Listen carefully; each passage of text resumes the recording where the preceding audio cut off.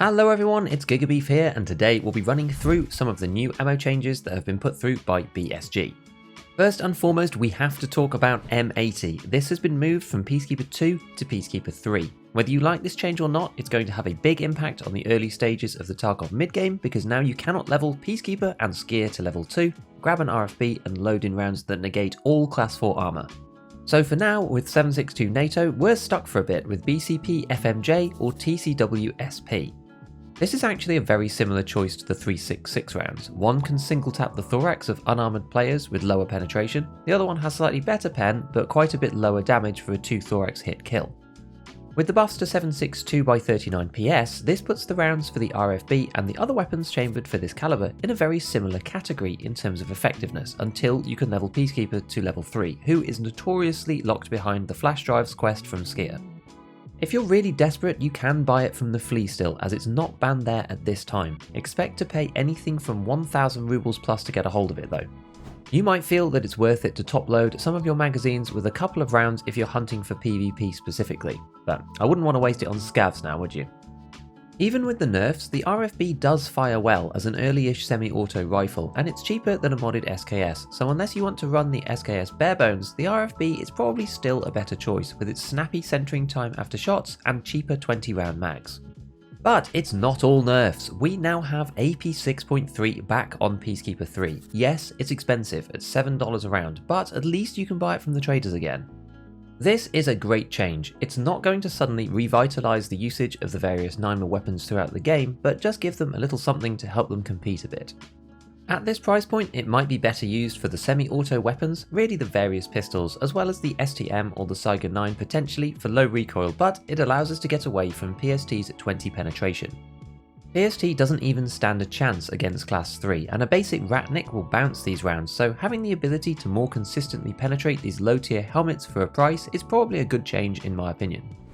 That said, this isn't going to swing the meta too hard in the favour of the 9mm SMGs. The fact that you can get ACP AP, also on Peacekeeper 3, for $8 means that this will almost always be favoured over 6.3.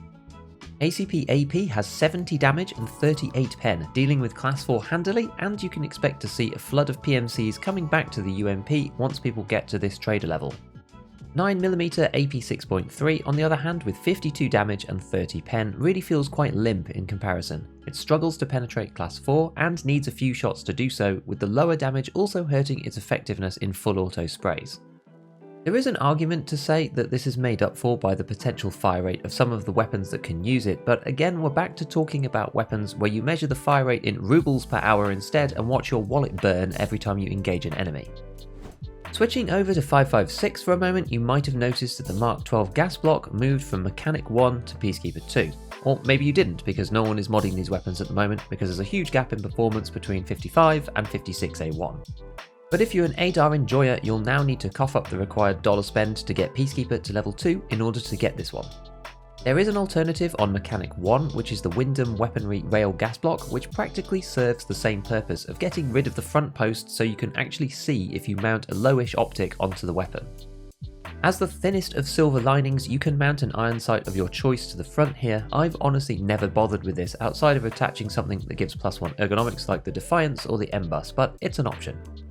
A last minute addition to this video, just now we got some 5.56 ammo changes too. Most of them don't matter, but the ones to focus on are M855A1, which is the most used round towards the end of a wipe, which has been buffed on damage but penetration decreased by 1.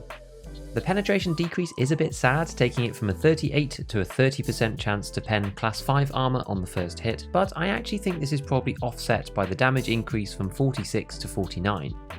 Across 2 shots, this is 92 old versus 98 now, which means that it actually might 2-tap class 4 even without any fragmentation.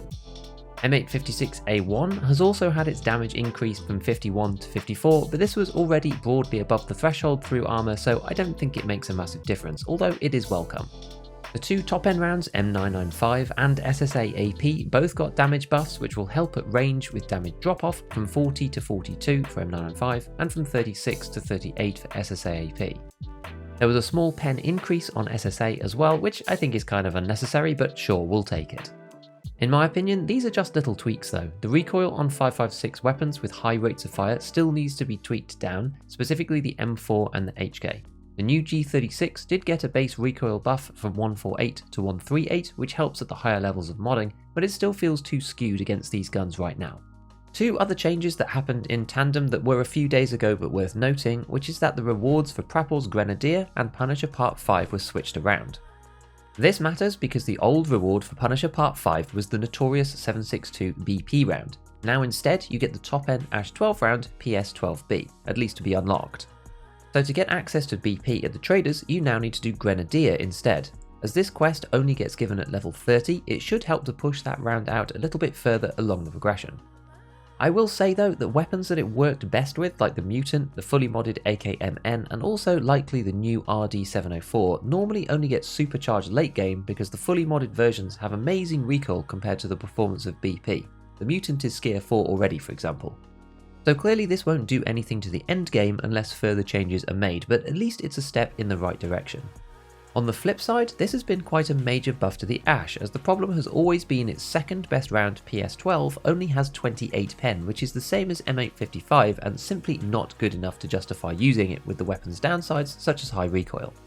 However, don't worry if you're not super speedy and can't get through Punisher quickly, as you still need Prapple 4 to actually purchase it. Given this is a level 36 as a bare minimum, I don't think the Ash is suddenly going to be popping up all over the mid-game, but it's useful to remember that once you're there, it can be quite a nice semi-auto rifle that genuinely will one-shot everyone you meet outside of class 5 armor with a single thorax hit.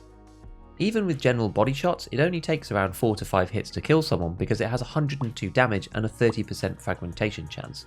Even through class 5 armor, it's about a 55% chance to one-shot someone in the thorax, so it's a good bullet. Another couple of changes worth mentioning, Fence's quest Collector required to obtain the Kappa secure container was amended to level 55, down from 62. Clearly, this is still only going to be obtained by those that can put a lot of time and energy into completing all the quests and getting all of the items, of which there are a lot more this patch. However, level 55 does feel in reach for a lot more people than 62, especially with the daily quest XP ramping up so strongly at level 46. Changes like Shooterborn in Heaven going from 100 meters to 125 meters is probably the most worrying, but we'll just have to see how everybody gets on. The base scav timer was increased a bit by about 5 minutes, which I'm not a big fan of because it hurts newer players disproportionately, and the map timers were put back higher again on Woods and Customs, which are now 40 minutes each. Finally, a couple of little pointers. If you're stuck on Prapple's quest for the bunkhouse key, or Therapist for Dorms 114 for example, as was pointed out by my chat, if you are patient and keep refreshing the market, eventually you do see them up for cash, not just barters. I kept navigating to the page, checking it once and then leaving again to go raid, but after only being on the page for 30 seconds or so did one appear, so have a bit of patience and hopefully it will save you a lot of anguish rolling RNG in jacket runs over and over again to get some of these important keys.